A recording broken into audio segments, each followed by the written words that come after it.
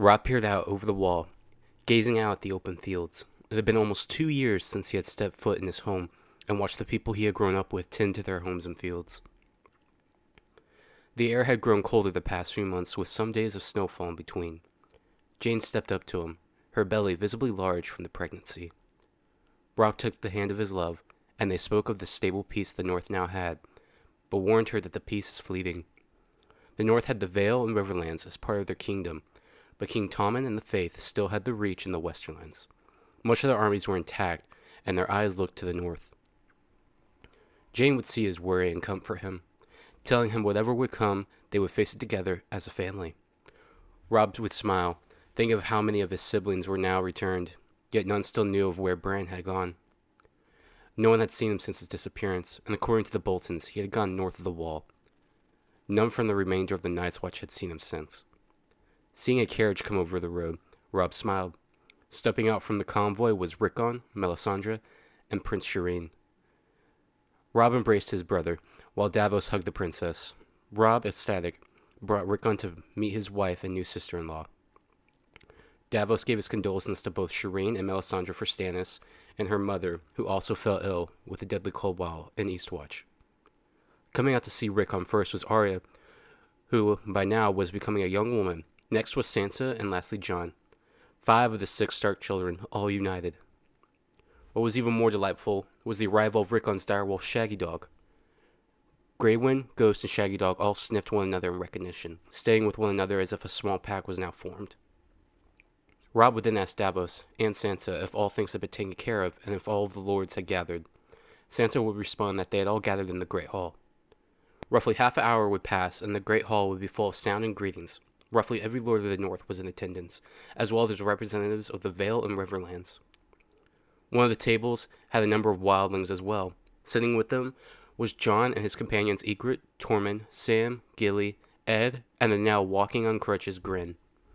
At another table sat the Hound, Thoros, Davos, Shireen, Melisandre, the now recruited and saved Gendry, and lastly the newly knighted Podrick. The center table had Lords Lyanna Mormont, Manderly, Kerwin, and Glover with their personal guard, Great John Umber and his son, and lastly Lady Alice Karstark.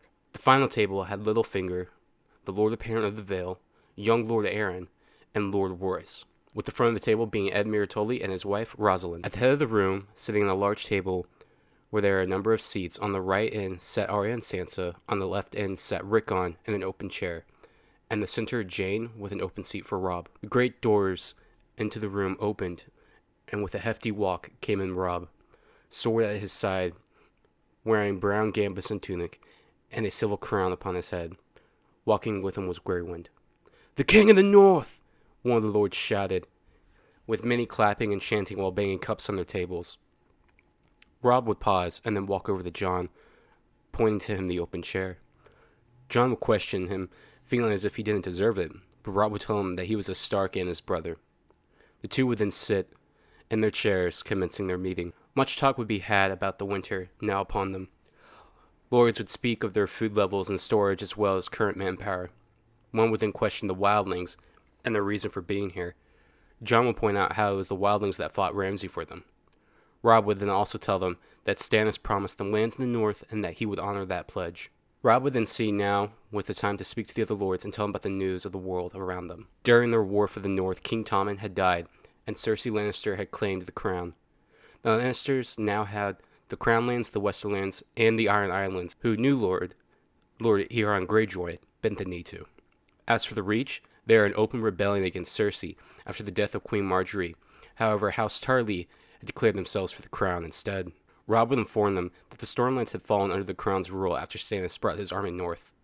Lastly, Robb would then inform them all of the most troubling news. Daenerys Targaryen had arrived at Dragonstone with her dragons as well as her army of Unsullied and Dothraki. He would mention to them that Dorne means to ally themselves with Daenerys, as well as the Tyrells of Reach. While many worry what would become of them, now Robb would get their attention as he slammed his hand on the table. He would remind them of their war with the Lannisters and how they bested them time and time again on the field of battle. He would remind them of their Pyrrhic victory over the Freys at the Red Wedding, and how even after that, they lived on and continued to fight. He would remind Jon companions of their survival at Castle Black and the Fist of the First Men, and then how the wildlings and the Northmen fought together with Knights of the Vale and won the Battle of Winter. How the late Stannis, who was the one true heir and king of the Iron Throne, fought from Blackwater to the Wall. How he and his bannermen, who now sat with him today, won the Battle of Ice against Roose Bolton, the betrayer, dying in battle, but in death won them their victory and freed the North. That sort of sacrifice and debt will be paid in full. With the Night's Watch virtually gone, having fought under Thorn in the Battle of Bastards, Robb would name Tormund a Northern Lord. He would give him Castle Black for his family and the clan. He would also be named Warden of the Wall. The other 11 castles along the Wall were to be given to the rest of the Wildling clan leaders, each of whom would swear fealty to Tormund or to the Northern Crown. They would be given the lands of the gift to farm and tend to as well. Many of the Northern Lords were stunned by this, but those from the Vale and Riverlands, and even the Baratheons, saw this as fair. Robb would then declare that Gendry would be legalized as a true Baratheon, and that after seeing combat and fighting for the North, he and Podrick would be fully anointed knights. Grin, former brother of Night's Watch, for his bravery at Castle Black, would be given the name Grin the Iron Gate. He and Ed would also be knighted. Next, Robb would inform them that the Dread Fort would be cleared and emptied of all Bolton belongings, and they would be burned. The castle would be given to Jon to take as his own as a new Lord of the North. The North was stable, but now there were new matters and threats to attend to. Edmure returned to the Twins with his host, along with Gendry and the Baratheon army. They were to hold the Riverlands until his arrival. Lord Royce would take a third of the Vale army and head south with them, while the rest were to head back to the Vale, including Littlefinger. Sansa, Arya, Princess Shireen, and Rickon would stay here in Winterfell with Queen Jane. As for the Northern Lords and Wildlings, they had already given so much and needed time to recover, so they were all to stay and rebuild. As for he and Jon, they would establish their own personal retinue, and they would rejoin the other lords south to secure their lands and freedom, if need be, meet with the so-called dragon. Robb would then make one last promise. All were silent as he rose. 300 years ago, my ancestors bent the knee to the Targaryens, and after 300 years of service, they repaid that trust and loyalty with fire and blood. My father fought for the realm's freedom against the Mad King and the Targaryens after they kidnapped my aunt and killed my uncle and grandfather. We fought for northern independence after the Lannisters usurped the throne from its rightful rulers and killed my father. He fought for survival from the Boltons, and after they killed my mother, killed our friends and family members, we fought, and we won. I swear to you, my lords, here and now, on my honor and on my life, on my family's life, I will not bend the knee. We shall live free. Lord Umber was the first to stand, drawing his sword. I said it before. There be only one king I mean to serve. The King of the North. All the other lords rose, drawing their swords, from Tully to Arryn, Wildling and Northman, Baratheon and Stark all rose. The King of the North! The King of the North! The King of the North!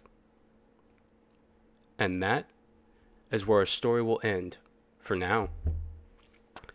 Hey guys, so sorry if I sound a little weird in some of these spots. I've been sick for well over a week now, but I'm happy to go ahead and finish up this story. Writing the Robb Stark series has honestly been a blast, and it's really helped me get a footing on writing a story for this type of media, like fan fiction, audio fan fictions, and as well as really helping me get in the zone of video editing, looking for different arts or scenes to match the story and everything, and bring a cohesive visual story to you guys.